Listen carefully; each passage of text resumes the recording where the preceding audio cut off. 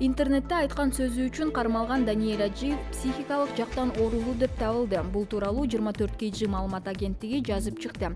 Маалыматка ылайык, мындай чечимди соттук психиатриялык экспертиза чыгарган. Аныктама чыккандан кийин кылмыш иши токтолуп, Даниэль Ажиевди мажбурлап ооруканага жаткыруу боюнча тиешелүү документтер сотко өткөрүлдү.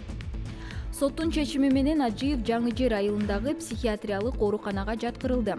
Быйыл март айындагы кармалган Ажиев соттун чечими менен 26 майга чейин камакта калтырылган.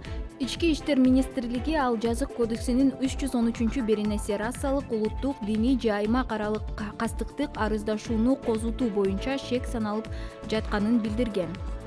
Ажиев Инстаграмдагы баракчасында видео жарыялап, колунда жокторго жардам көрсөтүп жатканын сындагандарга нааразы болуп сөгүнгөн.